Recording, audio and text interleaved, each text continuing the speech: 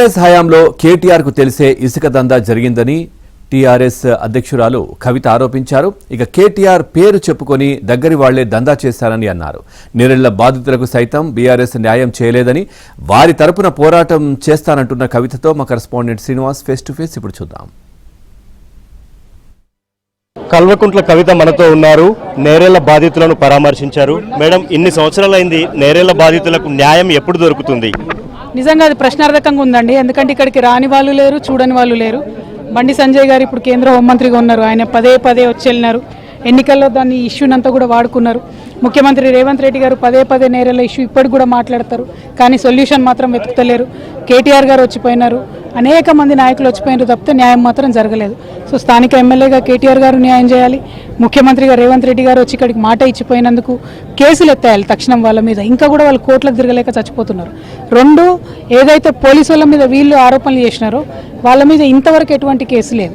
So దేశవ్యాప్తంగా అనేక కేసులలో దళితులకు న్యాయం జరుగుతూ పోలీసు వాళ్ళకు శిక్ష పడ్డం, పోలీస్ అట్రాసిటీస్కి వ్యతిరేకంగా రాజ్యాంగం ఇచ్చినటువంటి హక్కుల్ని కాపాడేటటువంటి ప్రయత్నం జరుగుతుంది. కానీ మన తెలంగాణ రాష్ట్రంలోనే కనీసం అంటూ న్యాయం లేనటువంటి పరిస్థితి ఉంది.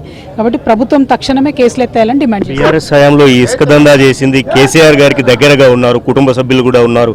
వాళ్ళని అంటే ఇంత ఘటన జరిగినా కూడా అప్పుడు కేసీఆర్ గారు కూడా ఏమీ మాట్లాడలేదు. స్వయంగా ఇక్కడ కేటీఆర్ గారు ప్రాతినిధ్యం వహిస్తున్నారు. ఏం చెప్తారు? అంటే ఒక్కటండి, ఇక్కడ ఈ మొత్తం దాష్టికం చేసిన వాళ్ళందరూ కూడా కేటీఆర్ గారి పేరు చెప్పుకొని చేసిండ్రు. సో జవాబుదారీగా ఉండాల్సింది కేటీఆర్ గారే. మరి చేసింది ఎవరు, వాళ్ళకి శిక్ష ఎట్లా పడాలి, వాళ్ళు ప్రజల్ని ఇంత పీడించుకొని తింటే చూసుకుంటే ఎట్లా ఊరుకున్నారు అనేది సమాధానం చెప్పాల్సింది కేటీఆర్ గారే. నేను వారి బదులుగా చెప్పలేను. నేను ఇంటర్నల్గా ఎన్నోసార్లు కొట్లాడి అలసిపోయి లాస్ట్కి నన్ను బయటకు దోచే పరిస్థితి, కానీ న్యాయం మాత్రం జరగలేదు. సో అల్టిమేట్గా నేను ఇక్కడ అన్యాయం జరిగినటువంటి ప్రజలకు చెప్పేది ఒకటే, మనకు జరిగినటువంటి అన్యాయాన్ని కానీ అవమానాన్ని కానీ మర్చిపోవద్దు. ఖచ్చితంగా ఈ ప్రభుత్వం మెడలు వంచుదాం, వారి మీద పోలీసు వాళ్ళ మీద కేసులు పెట్టేటట్టు చేద్దాం. కేంద్రంలో ఏదైతే ఎస్సీ ఎస్టీ కమిషన్ రిపోర్ట్ ఇవ్వకుండా పెండింగ్ పెట్టిందో ఢిల్లీ దాకా పోదాం, వారి మీద కూడా ఒత్తిడి పెడదాం, మనకు న్యాయం జరిగేలా చూద్దాం. ఎందుకంటే ఈ ఘటనతోని తెలంగాణ వ్యాప్తంగా ఉన్నటువంటి వారందరికీ కూడా మాకు న్యాయం జరగదు తెలంగాణలో అనేటటువంటి ఫీలింగ్ రావద్దు. తెలంగాణ అందరి తెలంగాణ, సబ్బండ వర్గాల తెలంగాణ, అట్లా ఉండాలనే కొట్లాడినాం. ప్రతి ఒక్కరం దీక్ష ధర్నా చేస్తేనే తెలంగాణ వచ్చింది, ఏ ఒక్కరితోనూ రాలే. కాబట్టి అందరికీ న్యాయం జరగాలని చెప్పి నేను కోరుకుంటున్నాను. నేరేళ్ల బాధితుల పేరు చెప్పి ఓట్లు వేసుకున్నారు. కవిత ఏం చేయబోతుంది? వాళ్ళలాగే ఉండబోతుందా? వాళ్ళ తరపున ఒక పోరాటం ఎట్లా చేయబోతోంది? ఈ రోజు వచ్చారు, మళ్ళీ ఎప్పుడు వస్తారు? ఎందుకంటే అప్పుడు గతంలో చాలా మంది వచ్చి వెళ్ళిపోయారు, మళ్ళీ రాలేదు. కవిత మళ్ళీ ఎప్పుడు వస్తుంది? నేను 15 రోజుల క్రితం దాదాపుగా గోపాల్ గారు చనిపోయినప్పుడే కొంత చనిపోయినటువంటి బాధ తీరిన తర్వాత వస్తానని చెప్పడం జరిగింది. ఎందుకంటే మొత్తం 8 మందిలో ఒక బాధితుడు చనిపోయాడు. సో మిగతా ఫ్యామిలీస్ అన్నీ కూడా చాలా మారల్గా డౌన్ ఉన్నారు కాబట్టి వారికి కొంత ధైర్యం ఇవ్వాలనుకున్నాం. ఇప్పుడు ఒక కార్యాచరణ తీసుకున్నాం, ఢిల్లీ ఎప్పుడు వెళ్ళాలనేది, అట్లనే అవసరమైతే వెళ్ళి అసెంబ్లీ ముందట కూర్చునేది. అల్టిమేట్గా ఇప్పుడు నేరెళ్ల బాధితుల మీద ఉన్న కేసులు ఎత్తేయాలి. ఈ కుటుంబానికి ₹1 కోటి చొప్పున రేవంత్ రెడ్డి గారు ఇచ్చి ఆదుకోవాలి.